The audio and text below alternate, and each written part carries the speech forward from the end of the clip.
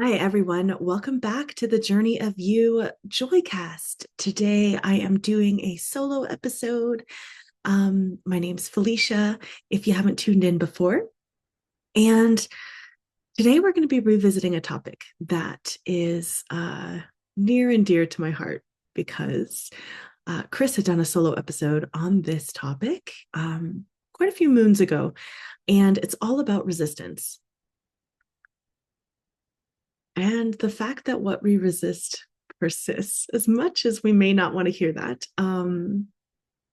Famous psychologist Carl Jung had said that what we resist persists. And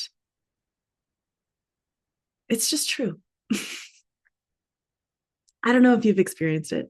Likely we have because we're human beings. And whether it's the fact that we're facing an emotion that we don't want to experience or a situation that we don't want to experience, when we resist it, it perpetuates these old thoughts and feelings and belief systems that we have about ourselves.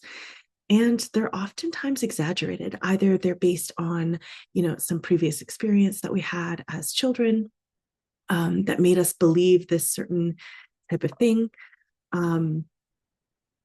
Or we had an experience where these emotions were associated with negative situations, right? And negative outcomes at that as well. And when they show up again, because in general, when we haven't worked through these emotions, when we haven't actually processed them or the situations that we're avoiding facing, right? They tend to show up in ever more present ways. So that's our topic today, resistance, and how to move through resistance with hopefully grace and compassion. This is Joy, the Journey of You podcast. We're your hosts, Devin, Chris, and Felicia. And we're here for joy. This podcast is your permission slip to reconnect to your inherent joy and to embrace it. Let's fill up the cosmic joy pot together as we dive into today's episode. When we resist an emotion or situation, there's generally something that we are avoiding. We're expecting something to be bad, or let's say I have a sad experience and I don't want to feel sad anymore. And instead of sitting with the sadness and choosing to move through it, I choose to numb it in a number of different ways, right? It could be reading a book. I love that one. Drinking. It could be going on social media or just escaping my daily life right now because I don't want to feel the emotion or face the situation, right? And the opposite is true. So when we actually allow ourselves to process the emotion or face the situation, when I sit with my resistance and give it space, even if it's uncomfortable, right? Even if everything in my body is kind of tensing up. When I actually give it space and give it some attention, it allows things to actually expand and move and flow. What Chris said in the previous episode around resistance is that when we resist it, we become denser and heavier. And then whatever emotion or situation that we're resisting and avoiding, because it is also dense, has a harder time moving through the physical body. And why don't I tell you about the situation that this came up today? It was actually around recording this episode. It's funny. So it's Friday and we release episodes on Mondays. So it's not very many days. And I didn't have a topic in mind. I didn't have anything. And so Tuesday, I talked to Chris and Devin and we decided to record these solo episodes because our schedules didn't align to get together.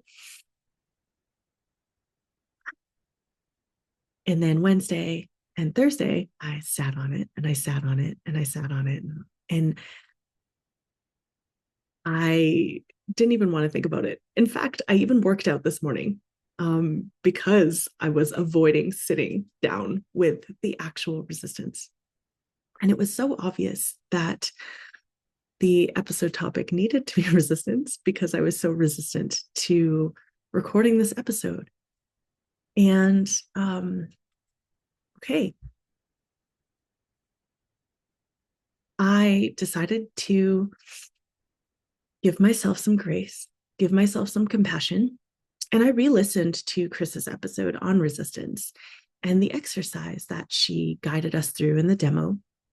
And what I realized was I was resisting recording this solo episode because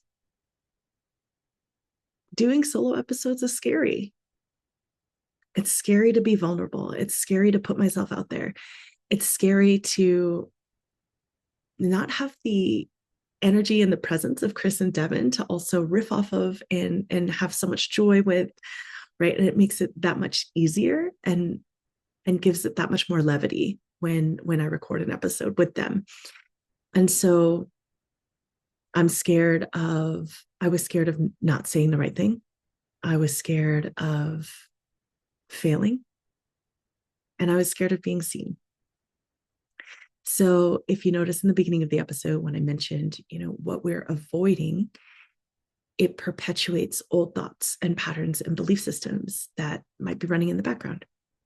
And when I took the time to actually sit with it and ask the resistance curious questions, like why, what is it that I am so resistant to at the moment? Right. And then these bits of clarity come out around that fear, around that vulnerability.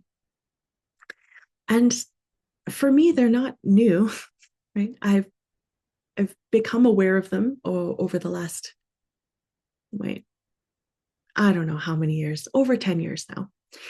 And it's interesting how much those old patterns and belief systems can still come into play on a daily basis, right? And something as quote unquote simple as recording this podcast episode where we've now have 50 episodes. This is the 51st episode. You would think that it would become so much more comfortable recording a solo episode. And that resistance still shows up for me. So the next thing I did was give myself some grace and compassion. And even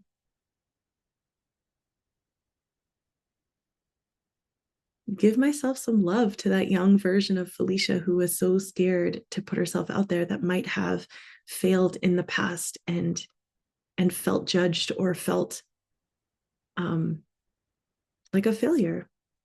Right? Those can be scary times to overcome. And so giving yourself that sense of okayness, it's okay to feel that way. Right? And do I want to feel this way? Right? So the next thing I do is I ask myself some curious questions in the what if, right? If I'm in a good state, I can then start to upgrade my thoughts. So, what if I record this episode and it feels really magical and really flowy? What if just one person, if only one person hears this episode and resonates with what I'm saying, isn't that a success? Right? What if just by speaking to my vulnerability, it allows other people to also feel their own vulnerability and be okay in that? And it takes the pressure off. It eases that tension and that feeling of, I want to hold on so tight. And so let me guide you through not a quick practice, but a practice on how to move through resistance, or at least how to sit with the resistance. So I invite you here right now to close your eyes, if that's comfortable for you, or to maintain a soft gaze somewhere, a few feet in front of you.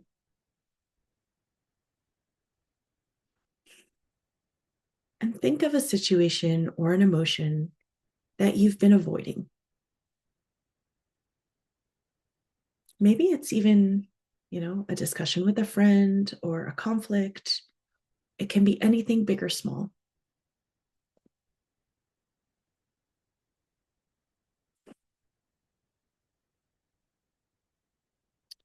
Start to become aware of your seat on the chair or the ground beneath you,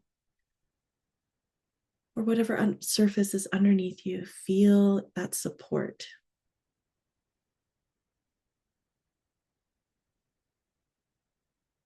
And notice what your breathing is like in this moment. Nothing to actively change or alter, just noticing the inhales and the exhales and following them through as you breathe in and you breathe out.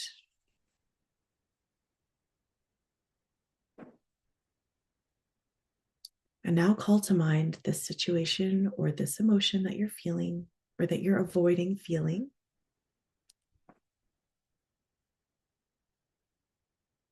Notice that resistance in your body. Notice how your body feels while you call this situation or this emotion forward. Is there any place in specifics that you notice that this resistance lies?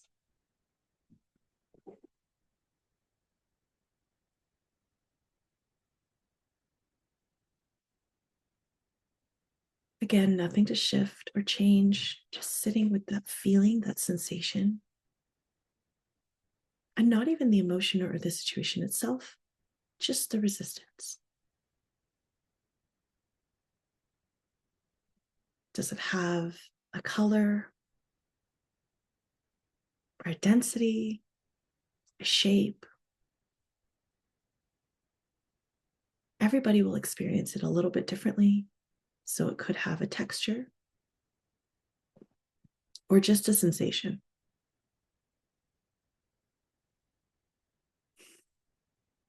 Now, wherever that resistance is for you, I invite you to place your hands on top of that space.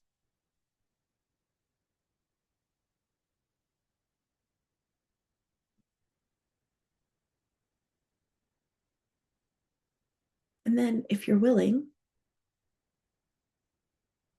ask some curious questions to the resistance itself. Is there something you're afraid of?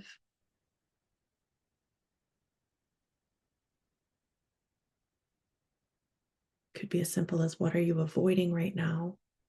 What would you like to avoid?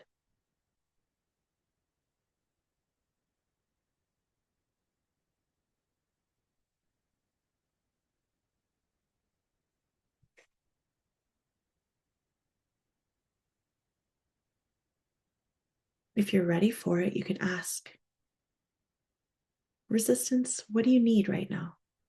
Is there something you need?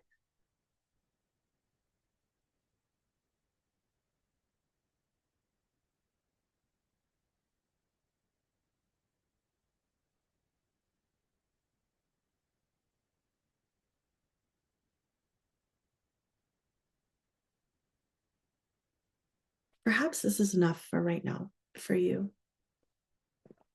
Just to give it that attention and that space from a curious observational standpoint.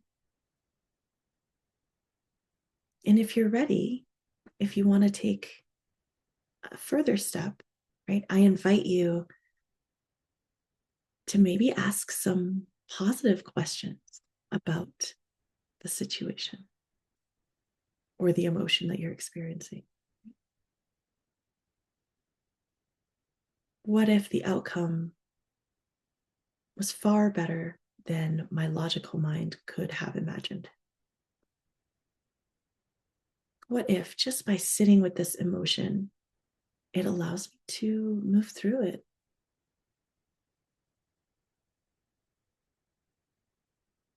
And it releases its hold on me.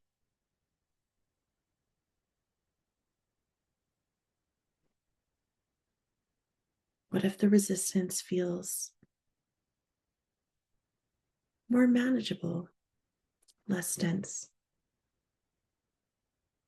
What if next time I come back to this exercise, I can ask myself positive, upgrading questions?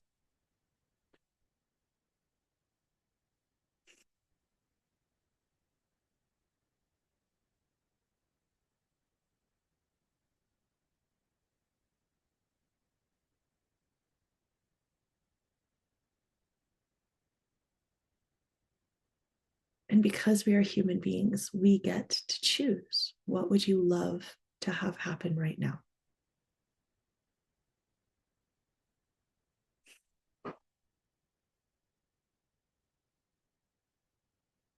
And we'll take one nice deep breath in.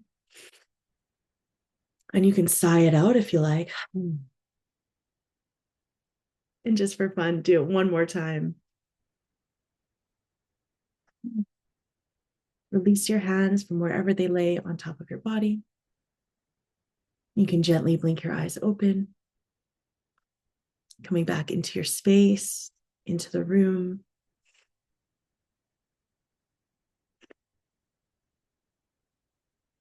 And sometimes when you ask these questions of the resistance, you'll need more time with it, right? Maybe instead of a 10 out of 10, we'll feel it an 8 out of 10. And the question is, are we willing to step towards upgrading our thoughts and upgrading our experiences? And it can be as simple as that. So I hope you have enjoyed this episode with me. And I invite you,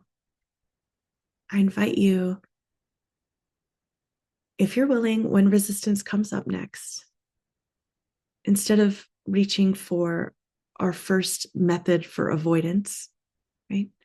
Ask if you're willing to sit with it. And if you're not, it's okay. It's okay. But if you are, I welcome you to try this as many times as you can, as often as you like, because resistance is part of the nature of life and it's part of our human experience. And as we choose to move through it more and more, it may become easier, but it also might become harder. It just depends on what we're experiencing and what we're dealing with and what kind of mental state we're in. So please give yourself lots of grace and compassion and much love to you. We'll see you next time.